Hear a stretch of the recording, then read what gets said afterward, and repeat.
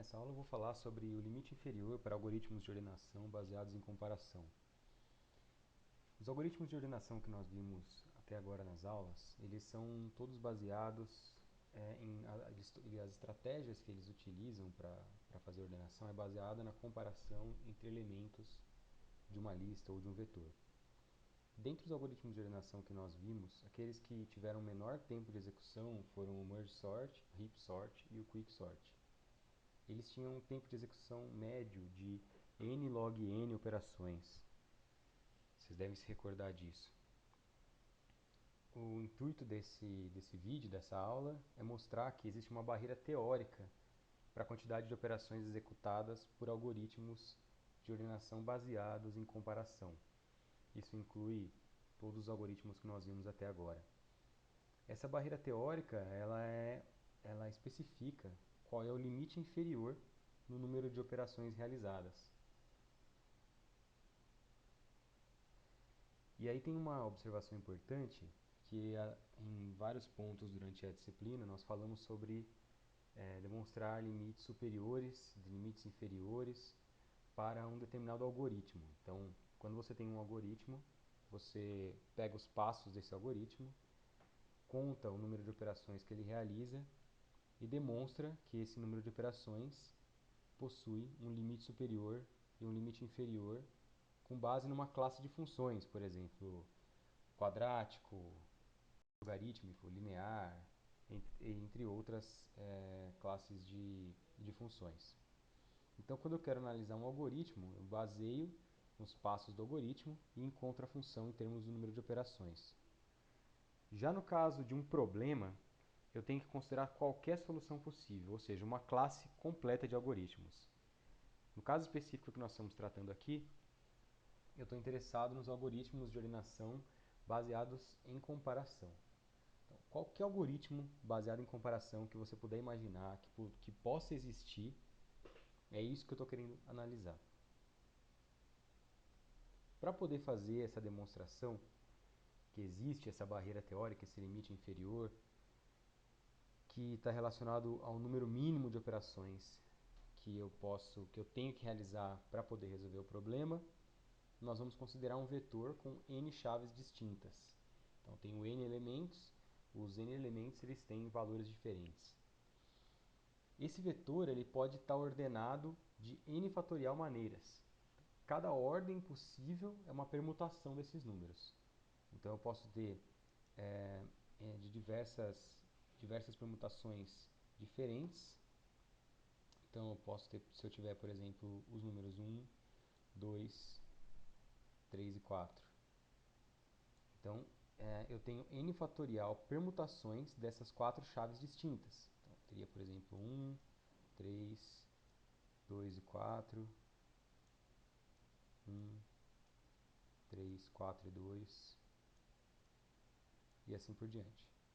Isso daria n fatorial operações distintas.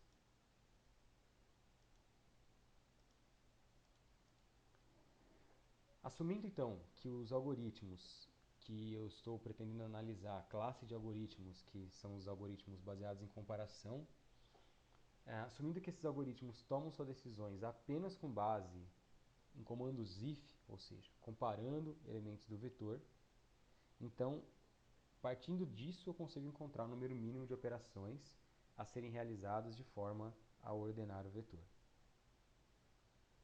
Considerando então isso, partindo desse pressuposto, né, do algoritmo ser baseado em comparação, vamos considerar o seguinte vetor, que eu tenho três elementos A, B e C. O que eu tenho que fazer para poder ordenar esse vetor? Os algoritmos eles comparam elementos entre si e vão encontrando uma relação de ordenação entre os elementos.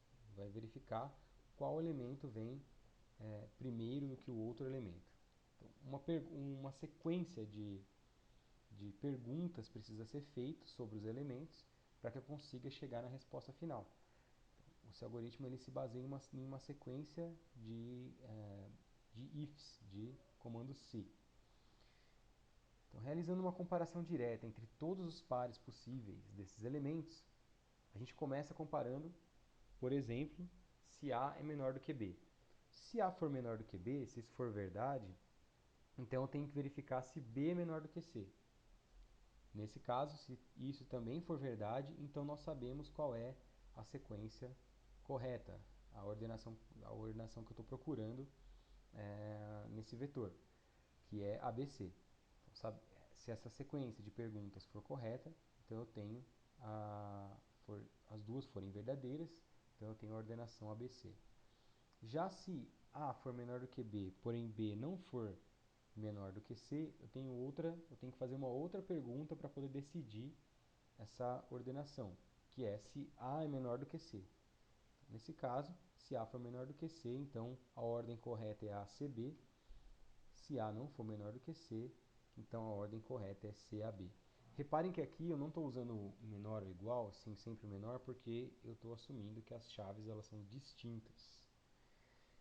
Continuando na mesma sequência de comparações, caso o A não seja menor do que o B, eu verifico se o A é menor do que o C.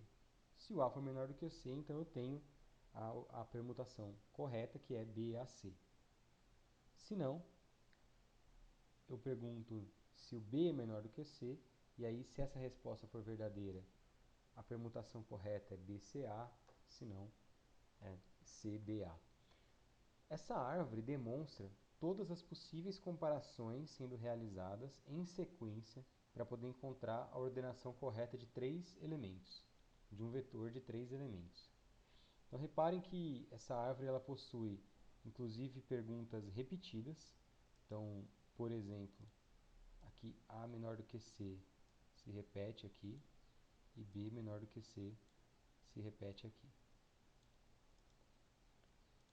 De qualquer forma, essa é a sequência de perguntas que eu tenho que fazer para poder encontrar todas as possíveis permutações do vetor. Verifique então que nessa árvore as folhas contêm as n fatorial possibilidades de ordenação do vetor original. Então, se a gente olhar aqui, o vetor original tinha 3 elementos, 3 fatorial é 6, que é exatamente o número de folhas da árvore. E aí a pergunta que a gente precisa fazer é quantas são as comparações diferentes que esse algoritmo produz. Nós vamos chamar esse número de D. Então, quantas D comparações esse algoritmo pode produzir. Por exemplo, aqui eu tenho A menor do que B, B menor do que C e A menor do que C. São essas comparações diferentes. Então, D, que é o número de comparações, é igual a 3, para esse caso específico. Então, o número máximo de folhas de uma árvore com número de comparações diferentes vai ser 2 elevado a D. Por quê? Porque se eu tenho D comparações diferentes e cada comparação gera duas respostas, verdadeiro ou falso, então, se eu tenho duas respostas diferentes, quer dizer, dois caminhos diferentes a cada pergunta e três perguntas diferentes, então o número máximo de folhas de uma árvore com o número de comparações diferentes é 2 elevado a D. Dá para a gente perceber que 2 elevado a D vai ser sempre maior ou igual a n fatorial. Isso significa que um algoritmo baseado em comparação, que ordena uma lista de números, necessita realizar até 2 elevado a d comparações para obter a permutação desejada. Então, essa palavra até implica num limite superior, ou seja, 2 elevado a d é sempre maior ou igual a n fatorial. Existe um limite superior e inferior já conhecido para o n fatorial, o que é interessante para a gente poder depois encaixar as outras, a parte final da demonstração. Então, nós vamos considerar que esse primeiro termo é um limite superior para n fatorial. Esse limite superior ele é dado por n elevado a n. Isso aqui eu faço da seguinte forma. Bom, o n fatorial é 1 vezes 2 vezes 3 pontinhos vezes n elementos. Então, se eu tenho essa sequência de operações que vai de 1 até n, e se eu trocar todos os termos do fatorial por n, então com certeza esse valor ele vai ser maior ou igual ao próprio n fatorial, já que eu estou substituindo aqui o 1 por n, o 2 por n, etc. Então, primeiro eu estabeleço um limite superior. Na sequência, eu estabeleço um limite inferior, quer dizer, um termo que sempre vai ser menor ou igual a n fatorial. Para poder fazer n fatorial, um limite inferior para o n fatorial, eu vou utilizar a metade dos termos do fatorial. Então, são n sobre 2 termos. Então, eu jogo fora metade dos termos do fatorial.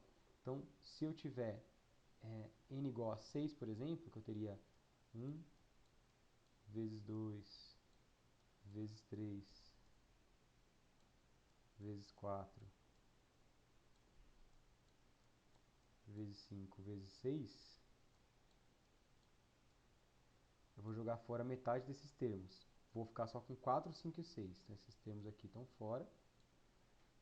Fico com 4, 5 e 6. E eu substituo todos os termos por n sobre 2.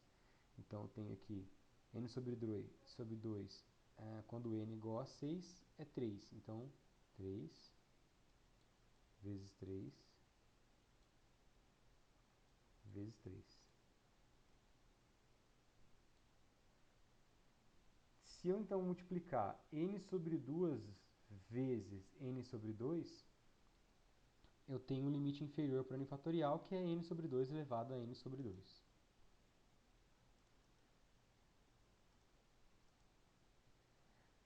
Aplicando um log nos limitantes superior e inferior, log na base 2 de n elevado a n é n, log na base 2 de n. E log na base 2 de n sobre 2 elevado a n sobre 2 é n sobre 2, na base 2 de n sobre 2. Então, eu encontrei que, na verdade, tanto o limite superior do n fatorial quanto o limite inferior do n fatorial, eles são proporcionais, nesse caso, aplicando log a n log n. Então, ambos se reduzem a n log n.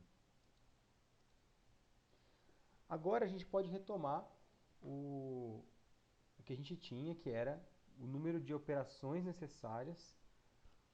Vai ser sempre, a gente tem um limite aqui superior, que 2 elevado a d operações é maior ou igual a n fatorial. E a gente substitui agora, a gente toma o log dos dois lados, do lado do número de operações e do lado do n fatorial, que é o número de permutações possíveis. Então, tomando o log dos dois lados, eu tenho log na base 2 de 2 elevado a d maior ou igual a log na base 2 de n elevado a n. Isso produz o seguinte: d, que é o número de comparações, vai ser sempre maior ou igual a n vezes n log n. O que isso quer dizer? Para ordenar um vetor com n chaves, nós vamos produzir d diferentes comparações binárias, quer dizer, comparações que geram verdadeiro ou falso, sim ou não. E por isso o algoritmo tem esse limite inferior, que é n log n. Em outras palavras, o número de operações binárias de comparação que nós realizamos é sempre maior ou igual a n log n, o que implica que isso é um limite inferior para o número de operações.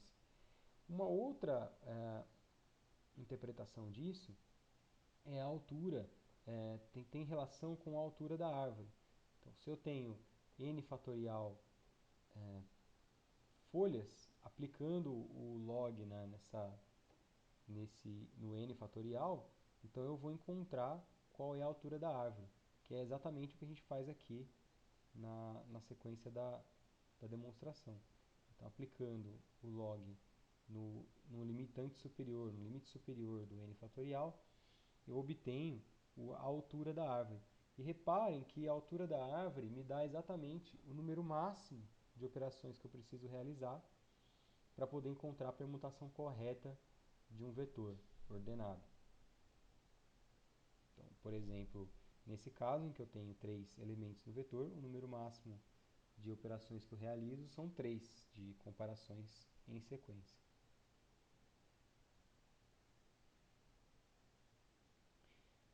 Dessa forma, o-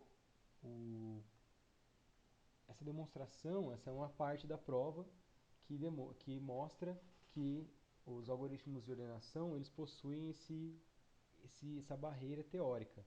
Essa barreira teórica diz que seria impossível utilizar um algoritmo baseado em comparação que seja capaz de ordenar uma sequência de números em menos do que n log n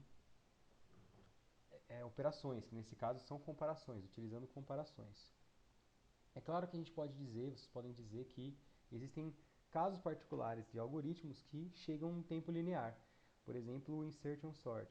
Insertion sort tem um caso linear, por exemplo, em que quando o vetor ele está já ordenado ou quase ordenado. No entanto, esse algoritmo ele é um caso particular que quebra essa barreira das n log n comparações. No caso do insertion sort, ele passa a ser um algoritmo que verifica um vetor já ordenado. Então, não seria exatamente um algoritmo que ordena qualquer vetor, e sim um vetor quase ordenado. Esse tipo de prova que demonstrei durante essa aula, ele assume que o vetor esteja ordenado de maneira aleatória. Se isso não for verdade, a gente tem acaba caindo em outros casos. Para poder vencer a barreira das n log n operações, é preciso que nós utilizemos de outras estratégias, que não propriamente aquelas baseadas em comparação. E como parte dos algoritmos que utilizam outras estratégias, nas próximas aulas nós vamos ver os algoritmos counting sort, bucket sort e radix sort. Esses três algoritmos eles usam outras estratégias para realizar a ordenação de uma lista de elementos. Então eles conseguem quebrar essa barreira desse limite inferior que foi apresentado nesse vídeo.